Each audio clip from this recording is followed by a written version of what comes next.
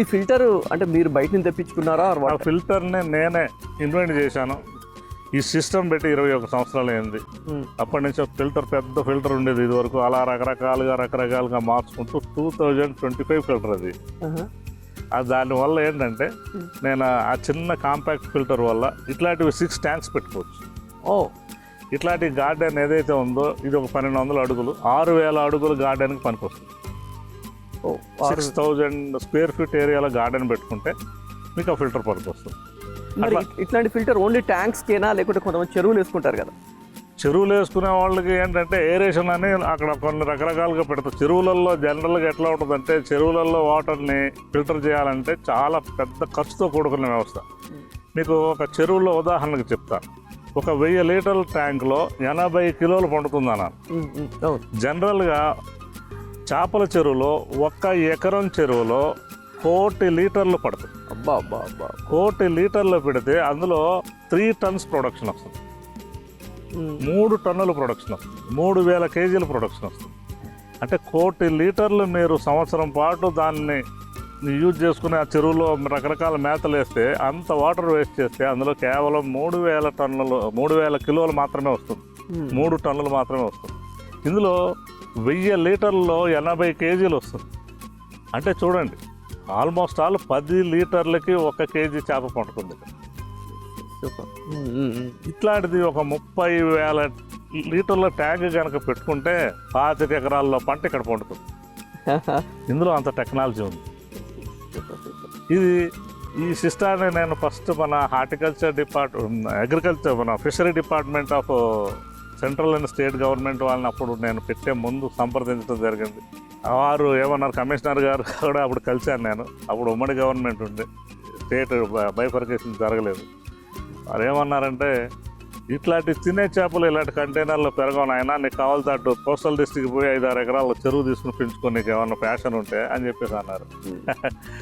నేను సరే అని నేను తర్వాత నా R&Dలో రకరకాల ప్రయత్నాలు చేసి ఇందులో పెంచి వారికి చూపించడం జరిగింది. వారు వచ్చారు, వారు థీసిస్ రాసుకోవడం జరిగింది. సెంట్రల్ యూనివర్సిటీ నుంచి థీసిస్ రాసుకోవడం జరిగింది. ఈ సిస్టాన్ని అప్పుడు మన ఇది రైట్ సూపర్. ఇప్పుడు దీన్ని మనం ఎన్ని రోజుల్లో గ్రో అవుతుందండి? అంటే స్పెషల్గా ఇప్పుడు మీరు రైట్ గ్రో అని పెట్టారు and fishery grow right and CTGS. So full form అది మా అమ్మాయి పేరు, Chandana terrace garden. Okay service consultancy. Yeah, అంటే మీరు రైట్ గ్రో అని పెట్టేశారు. కింద మీ బోర్డు చూస్తే కూడా right grow and terrace on CTGS, roof top garden with fish culture. Exactly yeah roof top garden with fish culture. So అదే ఆ fish culture in the sense like అందుకే మీరు స్పెషల్గా అట్రాక్ట్ చేసేది roof top garden fish culture అంటే ఏంటి అర్థం కాలేదు. బట్ మీరు ఇప్పుడు చెప్పాక నాకు క్లియర్గా అర్థమైంది. సో ఏ వాటర్ని కూడా వేస్ట్ చేయకుండా ఫిష్ ట్యాంక్లో ఉన్న వాటర్ని రీసైకిల్ అవుతూ అది కూడా మొక్కలకు వస్తూ, సో మొక్కలు ఇంత చక్కగా పెరగడానికి రీజన్ ఇది. సో ఇందులో కూడా చెప్పారు, డైరెక్ట్గా వాటర్ తీసిపోతున్నా కానీ మళ్ళీ హార్మ్ఫుల్. ఇది దానికి ఒక ఫిల్టర్ పెట్టి ఆ ఫిల్టర్ అయ్యాక ఫిషెస్కి అండ్ దీనికి కూడా మంచి వస్తుంది. సూపర్. సో ఇప్పుడు ఒకసారి ఫిష్ మనం వేస్తే ఎన్ని రోజులకి మనకు వస్తుందండి? ఇప్పుడు నేను 2 days బ్యాక్ ఇంత చిన్న పిల్లలు వేసాయి. ఇప్పుడు ఓకే చూడండి, అది 3 monthsకి 1/4 కిలోలు అవుతాయి.